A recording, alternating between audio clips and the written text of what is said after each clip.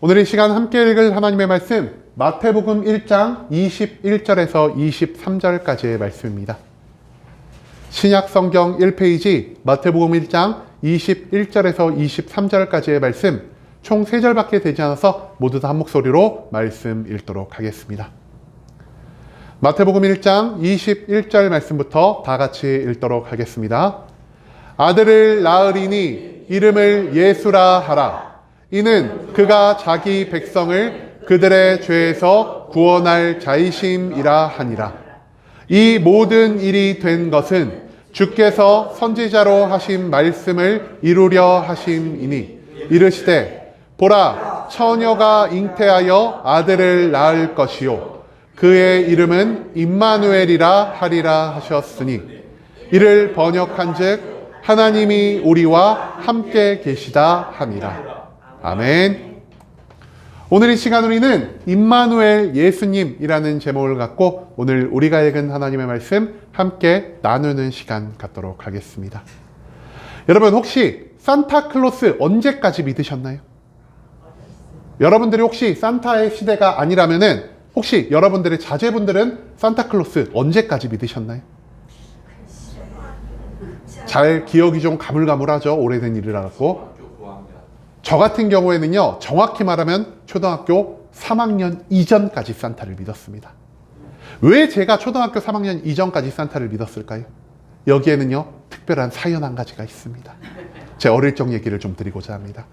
제가 초등학교 3학년 이전까지 크리스마스 아침에 딱 일어나면은 제 머리맡에요, 예쁜 포장지로 포장된 선물이 하나씩 놓여 있었습니다. 그래서 제가 그 선물을 받고 너무나 기뻐하고 즐거워했던 기억이 나는데요. 초등학교 3학년 딱 되는 그 해 크리스마스 아침날 일어나 보니까 제 머리맡에 뭐가 있었겠습니까? 아무것도 없었습니다. 너무 크게 충격을 받아서요. 그날 조금 침울해져 있고 아침에 기운이 좀 없었습니다. 그런데 아버지가 그날 회사에서 그 전날 조금 늦게 오셔가지고요. 늦지막히 일어나셔가지고 제가 힘없는 모습을 보시면서 저를 툭툭 부르시며 광아 내려가자 이렇게 말씀을 하시는 겁니다. 왜 나를 데리고 내려가지? 해가지고 내려가면서 아버지가 어떤 말씀을 하시냐? 산타 할아버지가 늦게 아빠한테 선물을 맡기고 갔어. 이렇게 말씀을 하십니다. 그래가지고 우리 둘이 이렇게 주차장까지 내려갔죠. 주차장에서요. 어디에 선물이 있나 보니까 딱 예전에 저희 아버지가 타고 다니는 차가 이 차거든요. 이 차 뒤에 딱 서시더니 트렁크를 여시는데 거기서 뭐가 나왔겠습니까? 거기서요. 아무 포장지에 쌓여있지 않은 선물 하나가 이렇게 뿅 하고 등장을 했습니다. 그때 제가 깨달았습니다. 아, 사실 산타는 아빠 엄마였구나 라고 말입니다. 그럼에도 불구하고요, 저는요 초등학교 5학년 때까지 산타가 있다라고 믿는 척을 했습니다. 아, 올해는 산타 할아버지가 어떤 선물을 주실까? 이런 말을 부모님에게 계속했다라는 거죠. 왜 제가 이런 말을 했을까요? 그래야지 선물을 하나 더 받을 수 있으니까요. 이렇게 그래가지고 제가 초등학교 3학년 정도까지 산타클로스가 있었다라는 것을 믿을 수 있게 되었던 것 같습니다. 여러분, 어린 아이들에게 있어서 크리스마스의 가장 핵심은 무엇일까요? 바로 이 선물입니다. 그런데 제가 나이가 들면서 이 선물을 다시 한번 생각해 보니까요, 이 크리스마스 날 선물에 있어서 가장 중요한 것은 이 선물 안에 무엇이 들어있냐가 아닌 이 선물 안에 부모님의 사랑이 들어 있었다는 것을 더욱더 떠올리게 되었다라는 것이죠. 저에게 있어서 선물의 기쁨, 산타가 없다는 것에 대한 절망, 그리고 부모님의 사랑을 알게 해준 이 크리스마스. 그렇다면 성경에서는 이 크리스마스를 과연 어떤 날로 우리에게 알려주고 있는 것일까요? 오늘 본문 말씀 한 절 한 절 찾아보면서 우리가 이 크리스마스가 성경에서 어떻게 나타나고 있는지 함께 알아보는 시간 갖도록 하겠습니다. 여러분, 옛날 한 마을에요, 요셉이라는 의롭고 선한 청년 한 명이 살고 있었다고 합니다. 요셉이라는 청년이 이제 나이가 차서 마리아라는 여자와 약혼을 했는데요. 요셉이 알지 못하는 어떠한 순간, 어떠한 장소에서 갑자기 마리아가 덜컥 임신이 되었다는 소식을 전해 듣게 되었습니다. 이 소식을 전해 들은 요셉은 어떻게 하였을까요? 그는요, 마리아를 고발하는 것이 아니라 조용히 파혼을 하면서 마리아와의 관계를 정리하려 했습니다. 왜냐? 그 당시에요, 처녀가 아이를 임신했다라는 것은 그가 결혼하기 전에 하나님이 명령하지 않으신 부정한 일을 통하여 아이를 뵌 것으로 인식이 되고 있던 시절이기 때문에 만약 요셉이 그녀를 고발했다면 그녀는 돌에 맞아 죽어도 이상하지 않을 그러한 상황 가운데 놓일 수밖에 없었다는 것을 요셉은 온전히 알고 있었기 때문이라는 것입니다. 요셉은요, 잠시나마 나와 약혼했던 그 여자에 대한 긍휼함과 자비의 마음을 갖고 있었기 때문에 비록 내가 조금 손해를 볼지라도 그 여자와 조용히 파혼하는 것이 옳은 일이겠구나라는 이러한 생각을 하게 되었다는 것이죠. 이처럼 마리아와 파혼하려는 마음을 먹고 요셉이 이제 파혼을 준비하고 있을 때 그날 밤 요셉에게 어떤 천사가 나타났습니다. 이 천사는 요셉에게 나타나 이렇게 말합니다. 요셉아, 걱정하지 말고 두려워하지 말아라. 너의 약혼녀 마리아는 어떤 남자와의 부정을 통해서 임신한 것이 아니라 성령님의 역사하심을 통해서 동정녀가 임신한 것이다 라고 말입니다. 또한 이 천사는요, 요셉에게 말합니다. 요셉아, 너의 약혼녀 마리아의 배에 임신한 그 아기가 구약에서 하나님이 너희들에게 계속 약속하신 메시아로 이 땅에 오실 분이다 라고 말입니다. 그리고 마지막으로 천사는 요셉에게 이렇게 말합니다. 마리아에게서 아이가 태어날 터인데 이 아이의 이름을 예수라 하라. 그리고 그는 임마누엘 하나님으로 이 땅 가운데 오신 분이다 라는 것을 천사가 모두 요셉에게 가르쳐 주었다는 것입니다. 이 모든 말을 마치고 천사는 사라지게 되었고요. 요셉은 천사의 말을 온전히 믿음으로 마리아와 파혼하지 않고 그녀를 자신의 집으로 데려와 그녀가 출산하기 직전까지 그녀와 잠자리를 갖지 않고 그녀를 잘 보살펴 주었다는 것을 우리는 이 마태복음 1장의 모든 말씀을 통해서 찾아볼 수 있게 된다는 것이죠. 여러분, 오늘 이 마태복음 1장 말씀, 예수 그리스도의 임신 소식을 알리는 천사의 이야기 가운데에서 제가 여러분들께 강조드리고자 하는 두 가지의 단어가 있습니다. 이 두 가지의 단어, 제가 오늘 설교 제목에도 기록해 놓았는데요. 첫 번째는 예수라는 단어, 그리고 두 번째는 바로 이 임마누엘이라는 단어라는 것입니다. 여러분, 하나님은요, 이 세상에 수많은 단어가 존재하고 있음에도 불구하고 왜 이 예수와 임마누엘 두 가지를 가지고 그리스도의 탄생을 예비하고 계신 것이었을까요? 우리가 이 하나님의 속뜻을 알기 위해서는요, 먼저 예수가 어떤 뜻을 가지고 있는지, 임마누엘이 어떤 뜻을 가지고 있는지를 먼저 알아볼 필요가 있다라는 것입니다. 자, 그렇다면 우리가 이 예수가 어떤 뜻인지 먼저 알아볼까요? 여러분, 예수 어느 나라 말인 것 같습니까? 헬라어? 히브리어? 정확히 말을 하면요, 한국어입니다. 왜냐하면 예수라는 정확한 딱 발음이요, 한국인들이 발음하기 쉽게 하기 위해서 예수라는 단어를 차용하고 있기 때문입니다. 정확하게 말을 하면은요, 이 예수 히브리어로는 뭐라고 부를까요? 히브리어로는 예수를요, 여호수아라고 부릅니다. 여호수아, 예슈아라고 부르는 것이 바로 히브리어 예수의 표현이고요. 그리고 헬라어, 우리가 신약이 기록된 헬라어로는요, 예수가 이에수스라고 부른다고 합니다. 이것이 미국에 넘어가서 지저스가 되었고요. 지저스가 우리나라로 들어오면서 예수가 되었다라는 것이죠. 여러분, 그런데 이 히브리어 여호수아 그리고 헬라어 이에수스는요, 과연 어떤 뜻을 가지고 있을까요? 오늘 본문에 나온 것처럼 여호와는 구원이시다라는 뜻을 가지고 있다라는 것입니다. 그렇기 때문에 천사가 요셉에게 자신의 모습을 보이고 예수 그리스도의 탄생에 대해서 언급할 때 예수라는 이름을 알려주고 이 예수에 대해 어떻게 표현하고 있습니까? 그가 장차 자기의 백성을 구원할 자로 오셨다라는 것을 천사가 요셉에게 알려주었다라는 것이죠. 즉, 예수님은요, 구원자이시자 삼위일체의 성자 하나님으로서 이 땅 가운데 내려오신 분이라는 사실을 우리가 이 예수라는 이름을 통해서 배울 수 있게 된다라는 것입니다. 여러분, 그렇다면은 예수 하면은 우리가 가장 먼저 어떤 인물이 떠오르십니까? 우리들은요, 예수 그리스도에 대해서 너무나 잘 알고 있기 때문에 예수라는 이름을 들으면은 곧바로 십자가에 못 박혀 죽으신 예수 그리스도가 가장 먼저 떠오를 것 같습니다. 그런데요, 예수님이 아직 탄생하기 이전이기 때문에 이 사람들은요, 예수님이 어떤 분이신지, 예수 그리스도가 어떤 일을 행하실지에 대한 아무 정보를 갖지 않고 있는 상태에 놓였기 때문에 이들이 예수라고 하면 가장 먼저 떠오르는 인물, 바로 여호수아가 될 수밖에 없었다는 것이죠. 왜냐? 앞서 말씀드린 대로 이 예수라는 이름은 히브리어로 여호수아라는 발음으로 불리고 있었기 때문이라는 것입니다. 여러분, 여호수아는 어떤 인물이었습니까? 여호수아는요, 모세의 뒤를 이어서 이스라엘 백성들의 두 번째 지도자가 된 사람이라 할 수 있겠습니다. 그렇다면 이 여호수아가 이스라엘 모든 백성들을 위해 했었던 일은 무엇이라 할 수 있을까요? 그는요, 약속의 땅 가나안에 존재했던 모든 이방 대적자들의 공격과 저항에서 이스라엘 백성들을 구원하여 언제나 전쟁에서 승리를 만들었던 자라 할 수 있겠습니다. 그리고 이 이방 민족과의 꾸준한 전쟁을 통해서 여호수아가 결국 완성한 것 무엇이었습니까? 그는요, 약속의 땅 가나안으로 이스라엘 백성들을 온전히 인도하고 그 땅에 정착시키는 하나님의 놀라운 사명을 이루게 되었다라는 사실을 우리는 앞선 여호수아의 말씀을 통해서 발견할 수 있게 된다라는 것이죠. 자, 그렇다면 이 여호수아와 똑같은 이름을 갖고 계신 예수 그리스도는요, 과연 어떤 분이라 할 수 있을까요? 여호수아가 가나안 땅에 미리 살고 있던 모든 이방 민족의 저항과 공격에서 이스라엘 백성을 구원했다면, 예수 그리스도는요, 죄로 인해 발생한 이 땅의 모든 고통과 괴로움 가운데에서 우리를 구원하신 분이라 할 수 있다는 것입니다.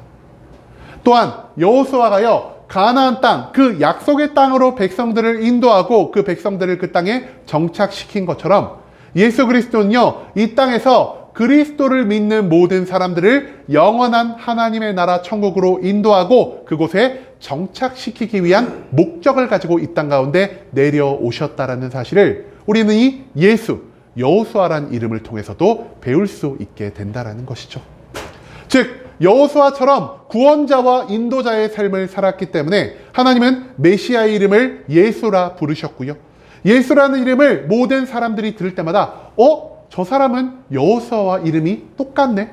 저 사람도 여호수아처럼 우리를 구원할 자인가? 저 사람도 여호수아처럼 우리를 좋은 곳으로 인도할 자인가라는 이러한 희망이 예수 그리스도의 이름에 담겨 그 당시 이 이름을 듣는 모든 사람들에게 새로운 희망을 허락해 주었다라는 사실을 우린 또한 이 이름 가운데에서 찾아볼 수 있게 된다라는 것이죠. 그렇다면 예수 그리스도는 우리를 무엇으로부터 구원하기 위해 이 땅 가운데 내려오신 분이라 할 수 있을까요?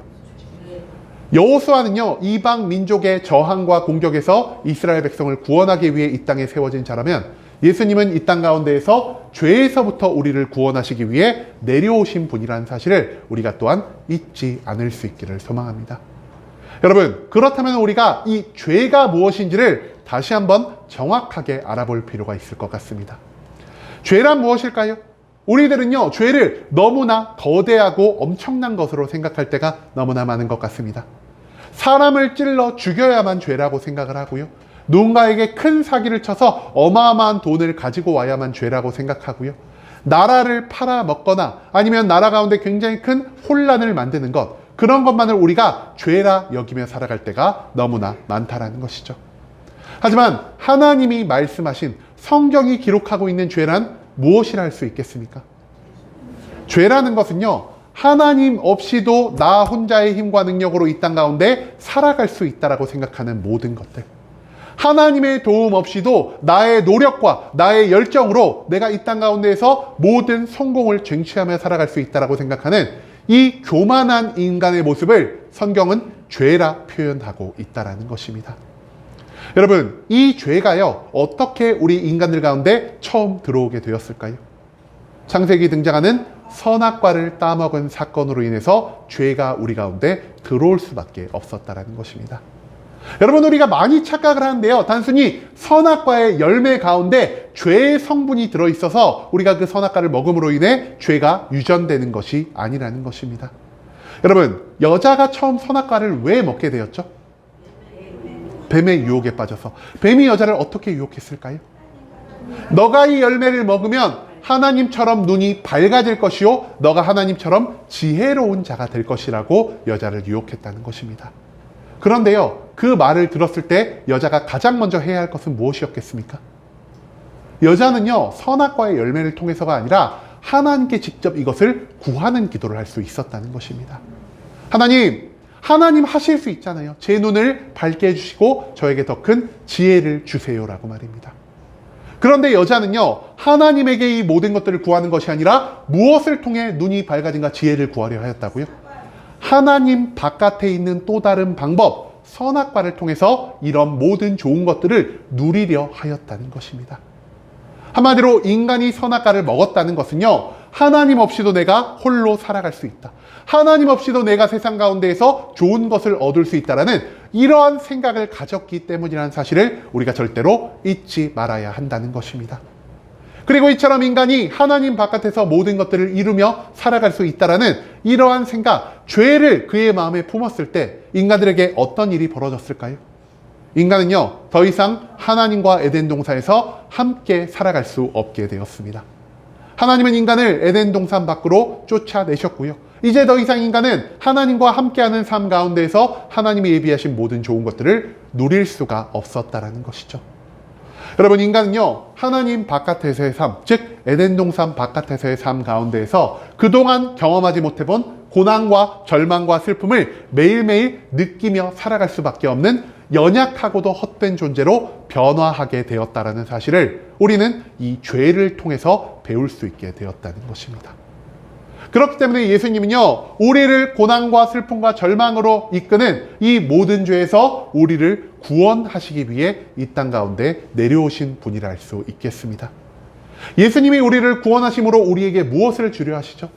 태초에 죄가 없었던 하나님과 매일매일 함께하던 이 에덴 동산 가운데 느꼈던 모든 기쁨과 평안 가운데로 다시 우리를 인도하고 우리를 죄가 없는 하나님과 완전히 하나 된 이러한 삶으로 회복시키려는 목적을 가지고 우리의 죄를 구원하시기 위해 이 땅 가운데 내려오셨다는 사실, 이것을 오늘 본문 말씀은 우리에게 예수라는 이름을 통해 가르쳐 주고 있다는 것입니다. 여러분, 그렇다면 예수라는 이름 다음에 나온 이 임마누엘은 과연 무엇을 의미하는 것일까요? 임마누엘은요, 하나의 단어가 아니라 두 개의 단어가 합쳐진 합성어라 할 수 있겠습니다. 이 임마누엘이 어떤 뜻을 가지고 있냐? 히브리어 임마누와 히브리어 엘이 합쳐진 단어인데요. 히브리어 임마누는요, 우리와 함께라는 뜻을 갖고 있고요. 엘은 그 당시에 하나님이라는 대명사격으로 사용된 단어라 할 수 있겠습니다. 즉, 임마누엘 뜻은 무엇이냐? 성경에서도 기록한 것처럼 하나님이 우리와 함께 하신다라는 뜻을 갖고 있는 단어. 이것이 바로 임마누엘이라는 단어 가운데 녹아 들어 있었다는 것입니다. 여러분, 그런데요, 왜 하나님은 앞서서 이 메시아를요, 예수라는 이름으로 표현하셨음에도 불구하고 바로 그 다음에 임마누엘이라는 이름을 다시 한번 사용하고 계신 것일까요? 굳이 임마누엘이라는 단어를 사용하지 않아도 예수라는 이름 가운데 예수 그리스도가 우리의 죄에서 구원하기 위해서 이 땅 가운데 오셨다는 모든 것들을 담아 놓으셨음에도 불구하고 하나님은 이 임마누엘이라는 또 다른 표현을 사용하고 계신다는 것에 우리가 조금 집중해 볼 필요가 있다는 것이죠. 여러분, 예수와 임마누엘은요, 결정적인 차이점 한 가지가 있기 때문에 하나님은 이 두 가지의 모든 단어를 사용해서 예수님, 장차 오실 메시아를 표현하고자 했다는 것을 우리가 또한 기억할 수 있기를 소망합니다. 예수님은 무엇이냐? 예수님은요, 장차 오실 메시아의 정체성을 나타내기 위해 표현된 것이고요. 또한 임마누엘은 무엇이냐? 그 정체성을 가지고 예수님이 어떤 목적을 갖고 계시기에 이 땅 가운데 오신 분임을 나타내는 표현이라 할 수 있겠습니다. 그런데 갑자기 정체성, 목적성 이런 말이 나오니까 우리의 머리가 조금 어질어질해지는 것 같습니다. 그래가지고요, 제가 이거를 조금 쉬운 예시를 들어서 여러분들과 함께 나눠보고자 합니다. 여러분, 제 정체성은 무엇일까요? 제 정체성은요, 제가 어떤 사람인지 다른 사람에게 가장 잘 보일 수 있는 모습이라 할 수 있겠습니다. 저에겐 여러 가지 모습이 있죠. 저는요, 이제 40대를 얼마 남겨두지 않은 사람이고요. 남자고요. 한국인이고요. 황인종이고요. 부모님의 아들인 여러 가지 모습이 있겠지만 그럼에도 불구하고 제가 세상에 저를 가장 잘 나타낼 수 있는 표현은 바로 전도사가 된다라 할 수 있겠습니다. 한마디로 저는요, 전도사의 정체성을 가지고 여기 이 자리에 서 있다라는 것이죠. 그렇다면은 제가 이 전도사라는 정체성을 가지고 이 땅 가운데에서 무엇을 하기 위해 전도사라는 정체성을 선택한 자라 알 수 있을까요? 하나님의 복음의 말씀을 여기 앉아 계신 모든 성도님들에게 단 한 글자도 흘리지 않고 온전히 전달하기 위한 목적을 가지고 제가 이 땅 가운데 세워지게 되었다는 것입니다. 즉 예수님은요, 이 땅 가운데 구원자라는 정체성을 가지고 내려오셨지만 이 구원을 통해서 우리에게 이루고자 하시는 임마누엘이라는 목적을 가지고 이 땅 가운데 내려오신 분이라는 사실을 알려주기 위해서 하나님은 예수와 임마누엘 이 두 가지의 단어를 사용하실 수밖에 없으셨다라는 것입니다. 여러분, 구원자의 정체성을 가지고 이 땅 가운데 내려오신 예수님은요, 과연 이 구원을 통해서 어떤 목적을 이루고자 하신 것일까요? 예수님은요, 이 구원을 통해 단지 우리에게 축복을, 문제의 해결을, 나의 소원의 성취를, 나의 건강만을 주시기 위해 오신 것이 아니라 임마누엘이라는 이 단어처럼 우리와 함께 하시기 위해 이 땅 가운데 내려오신 분이라는 사실을 우리가 절대로 잊지 않을 수 있기를 소망합니다. 여러분, 우리를 죄에서 구원한다는 것은 무엇을 의미하는 것입니까? 태초에 죄가 없는 상태에서 에덴 동산에서 하나님과 함께하며 누렸던 그 아담과 여자의 평안과 기쁨이 다시 우리의 삶 가운데서 회복됨을 의미하는 것이 바로 이 구원의 참된 목적이라 할 수 있겠습니다. 그렇다면 에덴 동산에서는요, 왜 매일매일 기쁨과 평안이 넘칠 수밖에 없었을까요? 죄가 없었기 때문에, 정확히 말하면요, 아담과 여자가 하나님과 매일매일 동행하며 살아갈 수 있었기 때문이라는 것입니다. 여러분, 창세기 2장 말씀 제가 올해 들어 굉장히 많이 언급드리고 있는 것 같은데요. 창세기 2장에서 인간이 창조될 때 하나님이 인간을 어떻게 창조하셨다라고 성경이 기록하고 있죠? 땅의 흙먼지를 이렇게 모아가지고 인간의 형상을 만드시고요. 그 다음에 하나님의 생기, 하나님의 숨결이자 하나님의 영을 그 안에 불어 넣으셨을 때 인간이 살아 움직이는 생명이 되었도다라고 성경은 기록하고 있습니다. 즉, 우리 인간들이요, 완전한 모습으로 살아 움직이는 생명이 되기 위해 가장 필요한 건 무엇일까요? 바로 하나님의 숨결로 표현된 하나님의 영이 우리와 언제나 함께 해야만 우리가 완벽한 인간의 모습으로 살아갈 수 있게 된다는 것을 하나님은 이 창세기의 말씀을 통해 우리에게 가르쳐 주고 계신다는 것입니다. 여러분, 예수님은요, 이 땅 가운데 육신을 입고 내려오심으로 하나님과 동행하면서 발생하는 이 기쁨과 평안의 삶이 무엇인지를 잠깐의 기간 동안, 이 3년 반의 기간 동안 예수님 주변을 살아가는 모든 사람들에게 알려주셨다는 것입니다. 즉, 예수님 주변을 살아가는 모든 사람들은요, 잠깐 동안 이 땅 가운데에서 예수님, 즉 삼위일체 성자 하나님과 함께하며 작은 천국에서 살아가는 이 기쁨을 짧게나마 느낄 수 있게 되었고요. 이 짧은 기쁨을 통해서 하나님이 약속하신 예수 그리스도가 우리에게 복음 가운데 남겨주신 영원한 천국에 들어가야만 내가 이 땅 가운데서 예수님과 함께하며 느꼈던 이 짧은 기쁨을 영원토록 느끼며 살아갈 수 있게 되겠구나라는 천국을 향한 또 다른 소망을 가질 수 있게 되었다는 사실을 성경 속 수많은 말씀은 우리에게 가르쳐주고 있다는 것입니다. 여러분, 그렇다면 이 하나님은 우리와 어떤 모습으로 함께 하시는 분이라 할 수 있을까요? 가장 먼저 구약에서 하나님은요, 성부 하나님의 모습으로 이스라엘 백성들과 함께하는 모습을 보이셨습니다. 하나님은요, 잠깐 동안 이스라엘 백성들의 진영 가운데 임재하는 모습을 보이셨고요. 정말 소수의 사람들에게 자신의 음성을 직접 들려주심으로 이스라엘 모든 백성을 기쁨과 평안과 축복의 길로 인도하셨다는 사실을 우리는 구약에 있는 말씀을 통해서 찾아볼 수가 있을 것입니다. 그렇다면 신약의 전반부에서 하나님은 어떤 모습으로 우리와 함께하고 계십니까? 바로 삼위일체이신 성자 예수님의 모습, 육신을 입고 이 땅 가운데 내려오셔서 3년 반 동안 공생애의 삶을 살아가신 예수 그리스도의 모습을 통해서 그 시점, 그 장소에 살아가고 있는 모든 사람들과 함께하는 모습을 보여주셨다는 것입니다. 그렇다면 이 신약의 후반부, 예수 그리스도의 죽음과 부활과 승천이 일어난 다음 하나님은 어떤 모습으로 우리와 함께 하셨을까요? 바로 보혜사 성령님, 삼위일체 성령 하나님의 모습으로 우리와 함께하는 모습을 보여주셨다는 것입니다. 그런데 여기서부터요, 놀라운 사건 하나가 일어납니다. 구약에서는 하나님이요, 매일매일 그들과 함께 하시고 매일매일 그들에게 음성을 들려주시는 것이 아니라 하나님이 필요할 때, 정말 하나님의 음성과 하나님의 임재함을 감당할 수 있는 사람이 있을 때 잠깐씩만 그들과 함께하는 모습을 보여주셨고요. 신약에서 예수 그리스도와 그들이 계속 함께하는 모습을 보였지만 예수님이 이 땅 가운데에서 하나님의 아들로서 하나님의 성자 하나님으로서 자신의 모습을 보인 것은 3년 반밖에 되지 않은 너무나 짧은 시간이었다는 것입니다. 하지만 예수 그리스도께서 우리를 위해 약속하신 이 성령님은요, 우리와 어느 정도의 시간을 함께하고 계십니까? 한번 우리의 삶 가운데 충만하게 임재하신 다음 우리가 죽을 때까지 한평생을 우리와 함께 하시는 이러한 모습을 보여주신다는 것입니다. 또한 마지막으로 마지막 날에 예수님은 어떤 모습으로 우리와 함께 하십니까?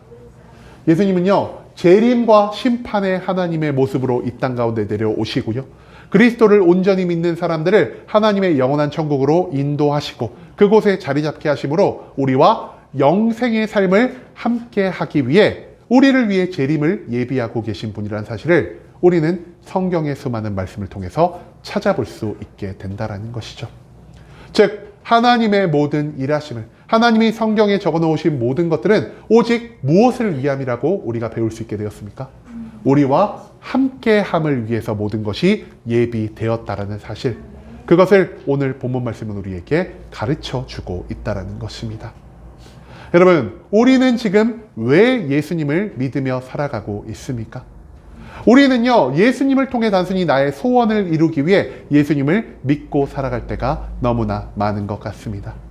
즉 예수님은요, 우리를 도깨비 방망이, 요술 방망이와 같이밖에 생각하지 않는다라는 것이죠. 금 나와라 뚝딱 하고 방망이를 두드리면 금을 만들어주고, 은 나와라 뚝딱 하면은 은을 만들어주는 이 도깨비 방망이처럼 내가 예수님을 믿기만 하면은 나의 삶의 모든 소원이 이루어질 것 같고, 예수님을 믿기만 하면은 나의 삶 가운데 모든 문제가 해결될 것 같고, 예수님을 믿기만 하면은 나의 삶 가운데 육신에 있는 모든 질병이 지금 당장이라도 치료될 수 있을 것 같다라는 이러한 소망, 이러한 믿음을 가지고 우리가 예수님을 믿을 때가 너무나 많다라는 것입니다. 하지만 예수님이 이 땅에 오신 목적, 무엇이라 할 수 있을까요? 예수님이 단순히 우리의 도깨비 방망이, 소원을 들어주는 요술 램프처럼 사용되기 위해서 이 땅에 내려오셨다라고 성경이 기록하고 있습니까? 그렇지 않다라는 것입니다. 여러분, 예수님이 이 땅 가운데 내려오신 목적은요, 우리와 함께하는 삶을 살아가기 위함이라는 것입니다. 육신을 입고 살아가는 이 삶 가운데에서는 예수님이 약속하신 성령의 충만함을 통해서 우리가 매일매일 하나님과 동행할 수 있게 만들기 위해, 그리고 우리가 죽은 다음 하나님의 마지막 날의 부활을 통해서 영원한 천국에서 하나님과 영생의 삶을 함께하는 이러한 모습을 만들기 위해 예수님은 이 땅 가운데 우리의 모든 죄를 대속하기 위해 내려오신 구원자라는 사실, 그것을 오늘 본문 말씀은 우리에게 가르쳐주고 있다는 것이죠.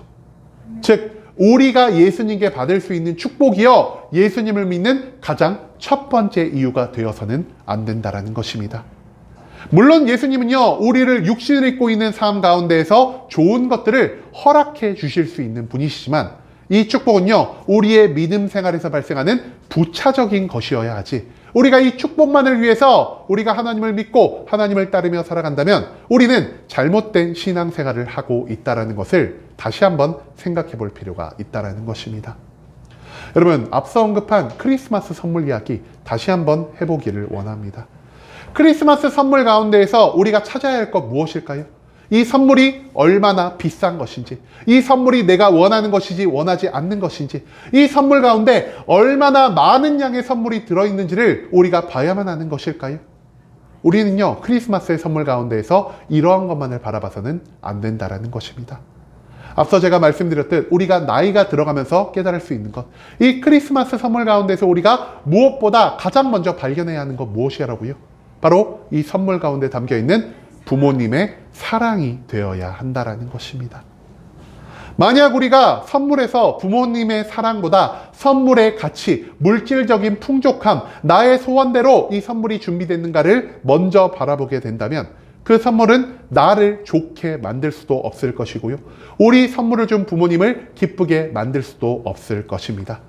이 선물은요, 오히려 우리를 불효의 길로 인도할 수밖에 없을 것이고요, 우리를 타락의 길, 잘못된 길로 인도할 수밖에 없다는 사실을 우리가 절대로 잊지 말아야 한다는 것이죠.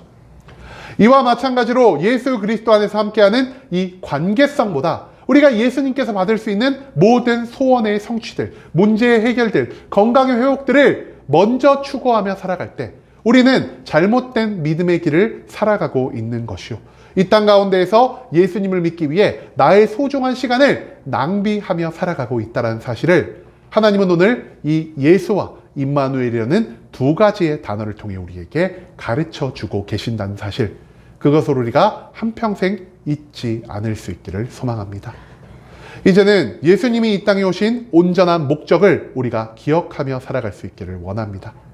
예수님은 단순히 우리의 요술 방망이로 사용되기 위해서 이 땅 가운데 오신 것이 아닌 우리를 구원하심으로 우리와 함께 하기 위해 이 땅 가운데 오신 분이란 임마누엘 예수님이란 사실을 우리가 절대로 잊지 않을 수 있기를 소망합니다. 우리의 신앙생활의 목적은 단순히 축복이 아닌 예수 그리스도를 통해 하나님과 함께하는 영원한 기쁨과 평강의 삶임을 기억하며 이 성탄절을 통해서 예수님을 나의 구원자요, 나와 함께 하신 분임을 확신하며 나아갈 수 있는 순복음 함께하는 교회 모든 성도님들이 될 수 있길 간절한 마음으로 소망하겠습니다.